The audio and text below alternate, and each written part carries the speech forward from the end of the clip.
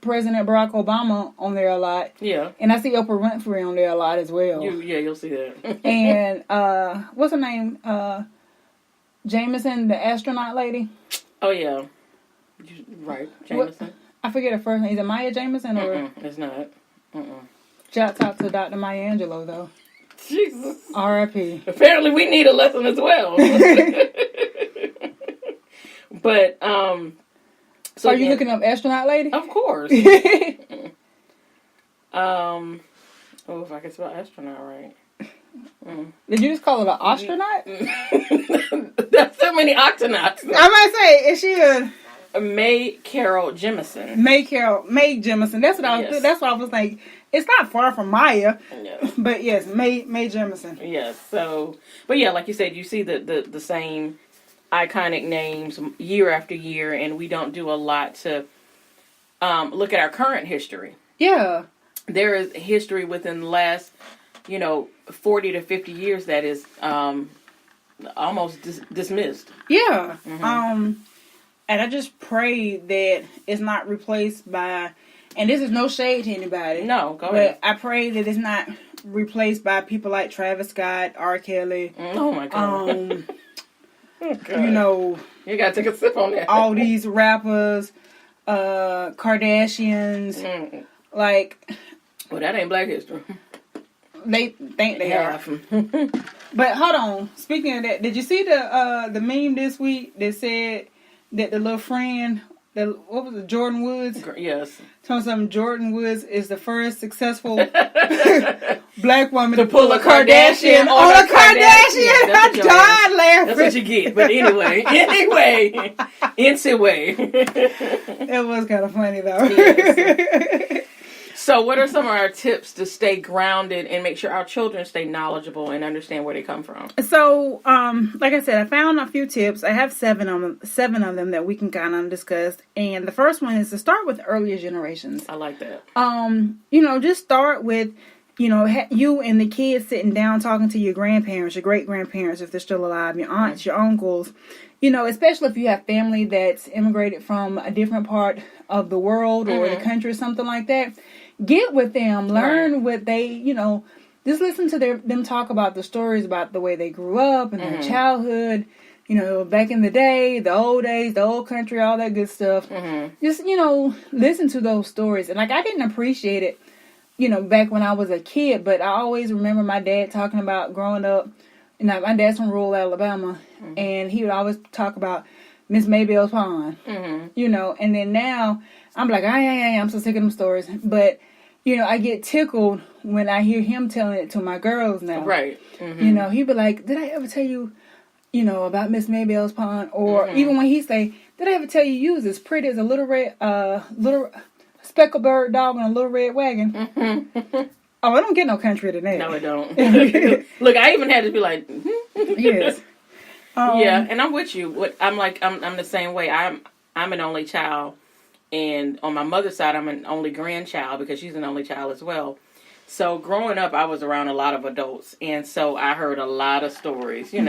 What you consider to be the adult stories, which kind of tells the history of their time.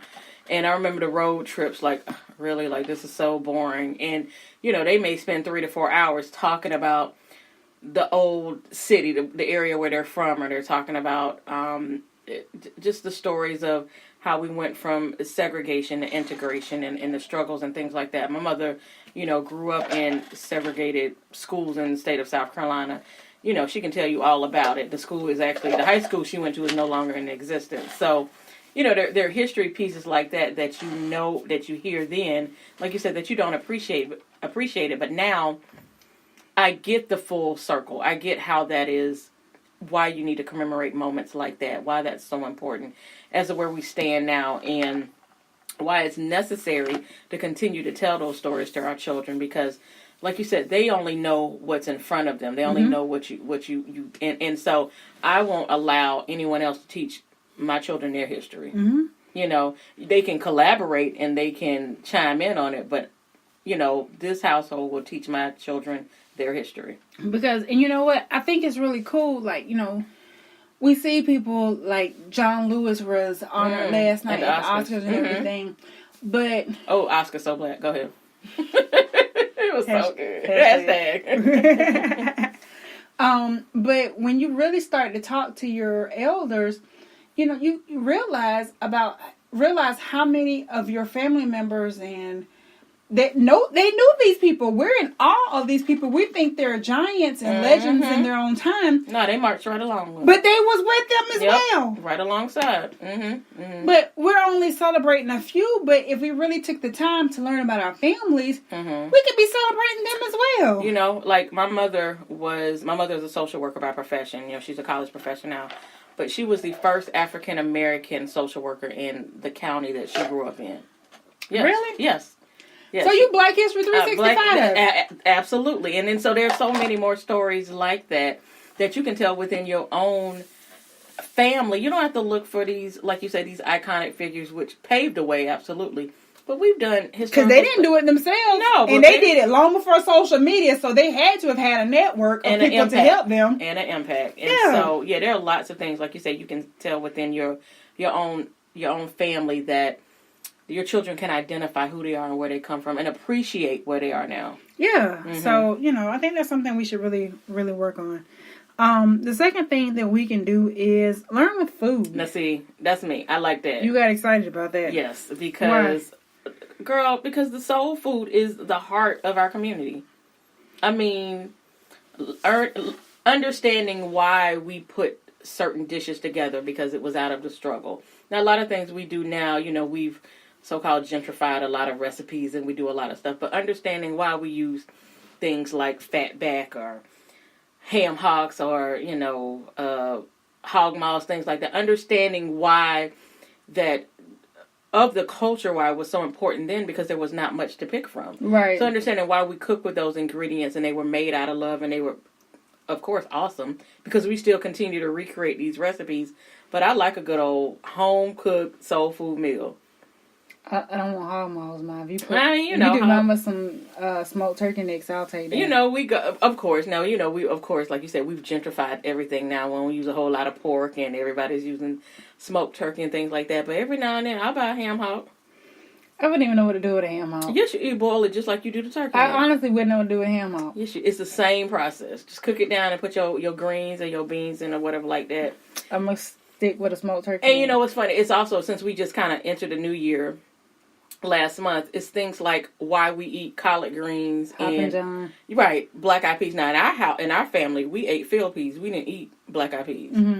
So that was about the same. It's about the same, but I think black eyed peas cook a little faster. But it's things like that. We eat it for prosperity. You eat your peas. How's that working? For the pennies. Look, the light's on. You got another job offer. That's true. We eat the collard greens for $1, and so I had some collard greens last week. I'm gonna go home. I might have a mouth left. I might need to go ahead and reheat them if they still good. No, they're not. They don't last long. Don't do that. Oh, I gotta make a fresh batch then. My mama was picking at me when I was making the collards last week because I only got one bag because I was like, I don't really need both of these bags. I'm gonna just get this one bag because as we talked about regentrified. Yes. Not but just gentrified. I'm not cutting up no collards from scratch. I'm not chopping them up. I'm not pulling those stems out. I do it every now and then if I got the time. Typically, I don't have the time, but I know how to cut up. I'm not gonna do it. I'm not gonna do it. I have no desire to do it. I'm not going to do it. So I got a bag and I just pulled the stems out of that. Yeah. Rinse them down, and I already had my smoked neck bones boiling. Sure. So I just put them on there. So my mama was laughing. She was like, got a whole lot of meat in there for them little bit of greens. Who eating this? I'm gonna eat them. Because if anybody know, eating the meat out the pot is the best thing. Especially when you got that ham hock and you can pull that meat off and mix it with the greens and get your piece of cornbread. Yes. Yes. So that's what we ended up doing. I ended up having to put it in a smaller pot because I needed my big pot for something else. See? But then I started eating a neck bone. But then I had to share that with the girls. But then passing it down. And another thing is how we pass along recipes. If you come from a family that had a bunch of, most families had a lot of good cooks. That's how we survived. And passing along those recipes, those pound cake recipes, that cornbread, how, Grandma fried her chicken, how she made her pies or whatever like that. passing along those family recipes is also keeping it, keeping it relevant. Now we've gotten to the point now where people actually write down recipes, Mm-hmm. But I know, like my mom, her aunt made the best sweet potato pie.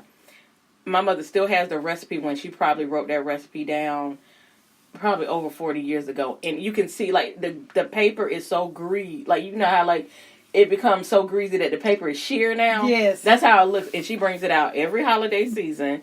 What is she talking about? Wings with ketchup? That's what my grandma makes. So my grandma used to make what we call, like, skillet wings. But she would season it with, like, salt and pepper and ketchup. Oh. And it seems simple, but it's just what grandmas do. Like, yes. if I go upstairs right now and made that same thing, my kids be like, what is this? But if she made it, is a different taste. So, like, I feel like for my grandma, like, everybody expects her to make a pot of chicken and rice or a perla rice or a chicken bob or whatever. Mm-hmm. Like, it is just known that she about to make that. Yeah. And she can, all week, folks would be like, oh, grandma ain't feeling well. Grandma ain't feeling well. Grandma ain't feeling my well. stomach about to growl now. You said and then you go home, you be like, so, grandma, you finna make us some chicken? You finna make some chicken and rice? Mm-hmm. Like, it's just like, it just hit the spot. Yes. Like, I'm gonna be so sad the day that I cannot get her chicken and rice anymore. Get that recipe. That's what I'm saying. Create that. I know your mother makes it, but it's not my grandma's. I know, but we start to adapt and adopt our own recipes, and it comes close. Like my husband has a certain dressing that he likes during the holiday season, the way his family makes it. And I started making it, and he gave me the compliment, like, okay, now this is it. Like, I don't even, because we were home for Christmas. He's like, I don't even know I'm not home. Like, my macaroni and cheese is on point, because I made it, and my nephew thought my mama made it. See? So, I know my macaroni and cheese is on point at this point. But that's about it. I don't venture too far. I assume I can cook. I can throw down with the best of them when I want to cook. Like when I as they call it, get in your bag, and I can cook. I just don't have time to cook like that. And again, who can afford all them calories? Plus, my problem is I don't have the desire to. You don't see. I like cooking. I don't like. We discussed this last week. I don't like cleaning up after the cooking, but I like cooking. It's kind of therapeutic for me getting there, and I like pleasing people. I know that it's pleasing to the family and things like that. So that's kind of my niche. I used to bake a lot, even as a child. And see, but just like what you said, the cleaning part, that's why I don't like to cook a lot, is because I automatically go to, man, who's going to clean all this up? I got to clean all this up. You got a house full of people.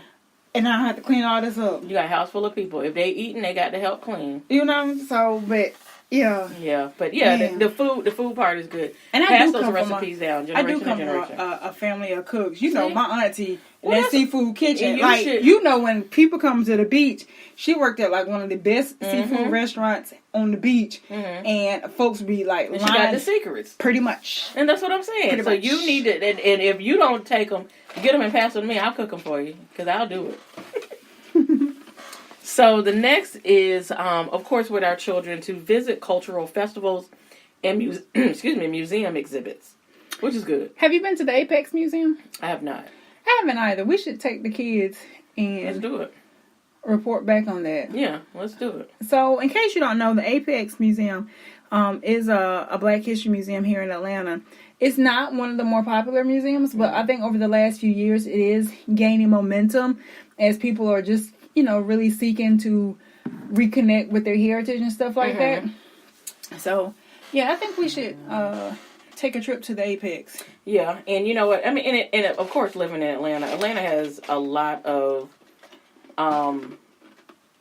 history. There's a lot here that you can like grow from and learn from. When I was in college, I actually did a program. I was a journalism student, and we did a program about Auburn Avenue, like the whole, like exploring the history of Auburn Avenue, the Peacock, which was like the club, like the, and then of course there was the newspaper, which was, I think it was called the Daily World, which was the all-black newspaper at the time. And at that time, this was, oh God, I hate to age myself, but this was about 20 years ago.